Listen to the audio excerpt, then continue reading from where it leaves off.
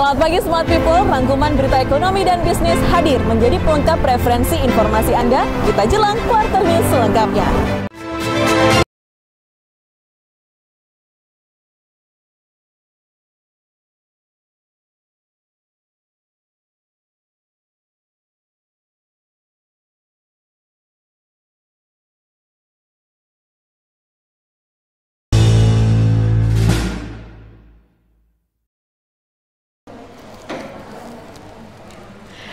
Selamat pagi Smart People, senang sekali saya Dian Marta dapat menjumpai Anda kembali dalam Quarter News edisi Senin 1 Februari 2021 yang tentunya menghadirkan beragam informasi ekonomi dan bisnis bersama dengan analis serta praktisi keuangan terpercaya.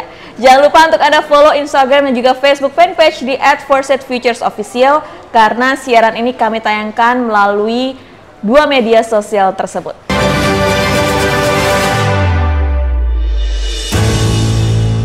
Selama sepekan terakhir, banyak peristiwa mancanegara dan dalam negeri yang menjadi perhatian kita semua. Quarter News akan membahasnya. Kita mulai dari berita mancanegara.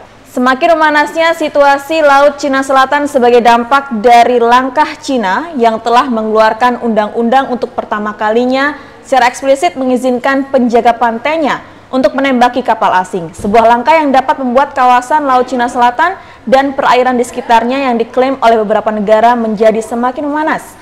Lantas, bagaimana dampaknya terhadap perekonomian dunia? Untuk mengulasnya, saat ini kita telah tersambung dengan analis PT Forset Futures, Saputro. Kita sapa terlebih dahulu. Selamat pagi Pak Saputro.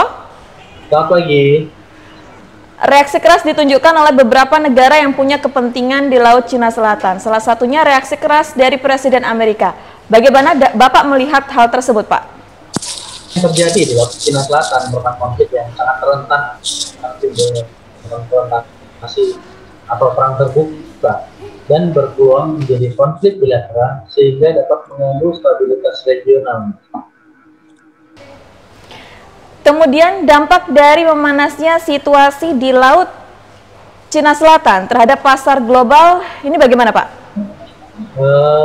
Untuk dampaknya akan ada penurunan pertumbuhan ekonomi global, di mana mungkin harga komoditas dunia seperti nikel, minyak, CPO, dan juga logam seperti emas akan lebih rendah. Kemudian Pak Saputro, terkait US dollar selaku mata uang utama dunia selama sepekan terakhir ini mengalami tren yang naik, Pak. Bagaimana forecast untuk minggu ini, Pak? Ya. Untuk forecast start di rupiah di tahun 2021 cukup menjanjikan meski tidak impresif, dan dengan bangkitnya indeks dolar US selama 5 hari terakhir akan menentukan sentimen terhadap dolar Amerika. Jika net short kembali meningkat akan menjadi indikasi dolar AS akan kembali merosot.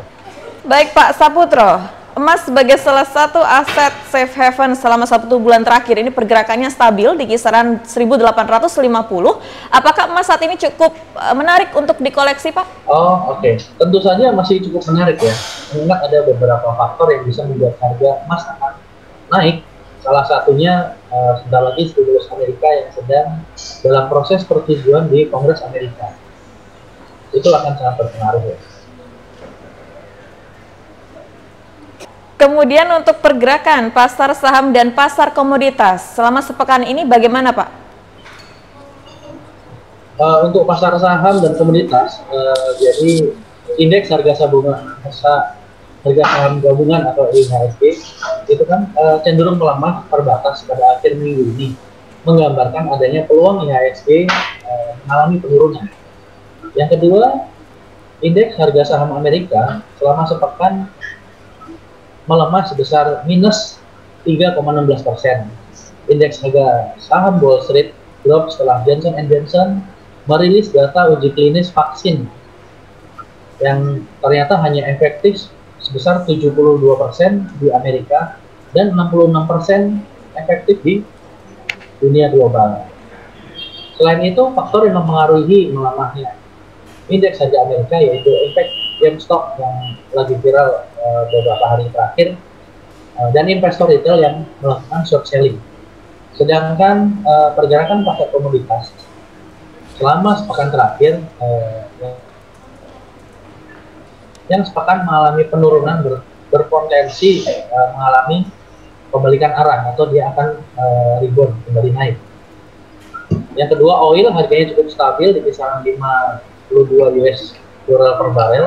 Harganya tercatat naik 0,3%. Kopi harganya juga cukup stabil, hanya sedikit mengalami penurunan sebesar 0,3%. Baik Pak Putro, apa saham dan komoditas yang direkomendasikan bagi para investor dan juga pelaku pasar untuk minggu ini Pak Putro?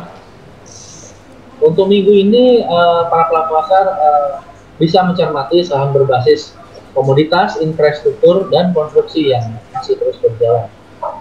Seperti itu. Baik Pak Putro, beralih ke berita dalam negeri Pak. Minggu lalu Dewan Gubernur Bank Indonesia mengadakan rapat untuk pertama kalinya di tahun 2021. Melihat hal tersebut, apa saja kebijakan fiskal dan moneter yang diambil oleh Bank Indonesia Pak? Jadi gini, untuk rangkuman kebijakan yang diambil itu yang pertama untuk kebijakan fiskal antara lain mencapai kestabilan ekonomi nasional. Terus kita tetap memacu pertumbuhan ekonomi, mendorong laju investasi, membuka kesempatan kerja yang luas, dan menjaga stabilitas harga barang. Untuk kebijakan moneter sendiri antara lain ada beberapa faktor yang perlu dicermati. Jadi adanya penurunan suku bunga, ya, terus stabilisasi penguatan rupiah, perluasan instrumen dan transaksi pasar uang dan falas, injeksi likuiditas, pelonggaran kebijaksanaan makro prudensial, dan kemudahan serta kelancaran sistem pembayaran tunai dan non tunai.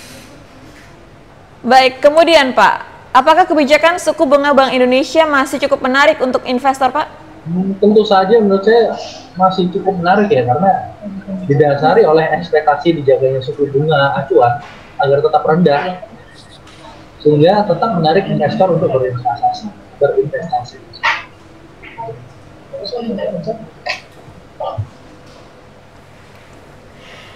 Baik Pak Putra, terima kasih untuk analisanya minggu ini. Kita ketemu lagi di lain kesempatan. Tetap jaga kesehatan selalu ya Pak. Sehat terus, salam profit.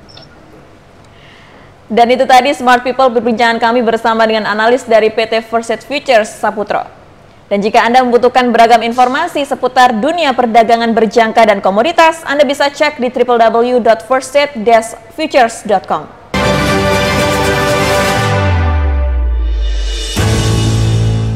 Selanjutnya kami sampaikan beberapa event kalender ekonomi yang akan hadir di minggu ini, di antaranya Senin 1 Februari 2021 untuk mata uang US dollar. Ada ISM Manufacturing PMI, kemudian untuk mata uang Australian Dollar ada RBA Rate Statement.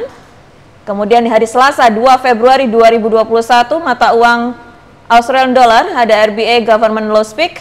Kemudian di hari Kamis 4 Februari 2021 mata uang Pound Sterling ada BOE Monetary Policy Report, ada MPC Official Bank Rate Votes, kemudian ada juga Monetary Policy Summary, dan yang terakhir ada Official Bank Rate.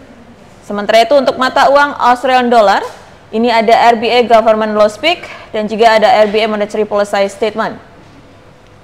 Dan untuk di hari Jumat 5 Februari 2021, mata uang dolar Kanada ada Employment Change dan Unemployment Rate. Sementara itu mata uang Pound Sterling ada BOE Government Bailey Speak, kemudian mata uang USD, ini ada Average Hourly Earning, kemudian ada juga Non-Farm Employment Change dan Unemployment Rate.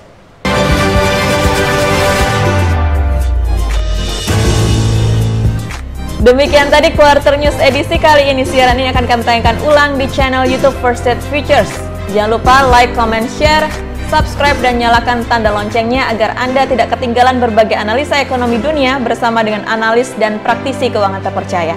Akhir kata, saya Dian Marta beserta kru yang bertugas pamit undur diri. Patuhi protokol kesehatan dengan 3M, mencuci tangan di air mengalir, memakai masker, dan menjauhi kerumunan. Selamat pagi dan sukses untuk Anda.